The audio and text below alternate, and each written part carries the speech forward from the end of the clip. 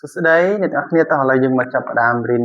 គំនូរអក្សរចិនពីដំបូងឡើងទាំងអស់គ្នាណាតោះឥឡូវយើងចាប់ផ្ដើមពីអក្សរដំបូងគ្នាទាំងអស់គ្នាតោះរៀនផ្សេងមួយផ្សេងទាំងអស់គ្នាតោះយើងចាប់ផ្ដើមពីអក្សររិនតោះអ្នកទាំងអស់គ្នាមើលសៀវគួរមើលតោះរិនចាប់ផ្ដើមខាងឆ្វេងទៅមកហើយខាងស្ដាំមិនយើងដាក់ពីងអ៊ីងមករិនតែថានោះអានមើលសៀវមើលនេះវាសរសេរគេឆ្វេងបន្ទាប់មកចុងក្រោយគឺស្ដាំអញ្ចឹងអានថារិនតែថាមនុស្សរិនតែថាមនុស្សតោះឥឡូវយើងមកអក្សរបន្ទាប់ណាយើងមកអក្សរបន្ទាប់របស់គ្នាគឺអក្សរមុខតោះយើងរៀនអក្សរមុខរបស់គ្នាទី1គឺចុះមកក្រោមបន្ទាប់មកគឺពីឆ្វេងមកស្ដាំចុះមកក្រោមទៀតពីឆ្វេងមកស្ដាំពីឆ្វេងមកស្ដាំហើយពីឆ្វេងមកស្ដាំចុងក្រោយអក្សរពីនេះគឺមអូមូសំឡេង4មុខប្រើជាភាសាខ្មែរយើងគេថាភ្នែកមុខប្រើថាភ្នែកទី1ទី2ទី3ទី4ទី5គឺចុងក្រោយអស់អូខេតោះយើងអានមើលសៀវម្ដងទៀតមកមុខមអូមូសំឡេងទី4មុខប្រែថាភ្នែកអូខេតោះឥឡូវយើងមកសៀវសបន្ទាប់ទៀតយើងរៀនអំពីអក្សរខទី1លើចុះក្រោមទី2ពីឆ្វេងមកស្ដាំហើយចុះក្រោមទៀតទី4ទី3ពីឆ្វេងមកស្ដាំនេះគឺខអូខោ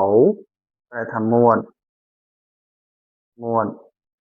ខោទី1ទី2ទី3អូខេហើយអានមើលខោអូខេតើយើងមកបន្តមួយអក្សរទៀតណា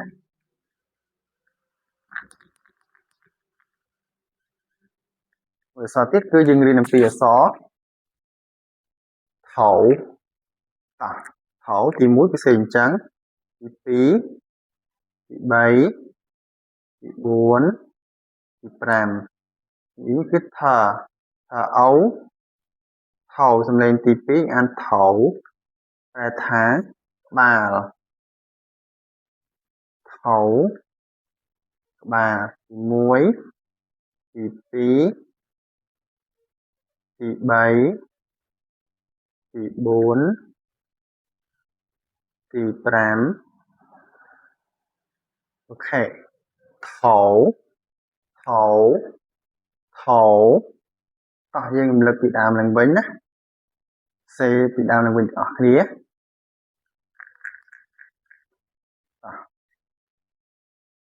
រិន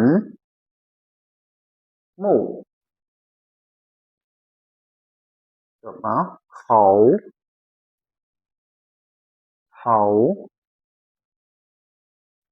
រិនមអូលេខ4មុខខអូខោអូថោរិនមុខខោ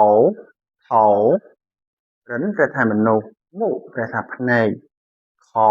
ប្រែថាមាត់ថោប្រែថាក្បាលតោះអានមកទៀតរិនមុខខោអូខេតើអ្នកនរគ្នាអាចតាមបានអត់វីដេអូនេះយើងរៀន4អក្សរសិនវីដេអូបន្ទាប់យើងនឹងមកបន្ត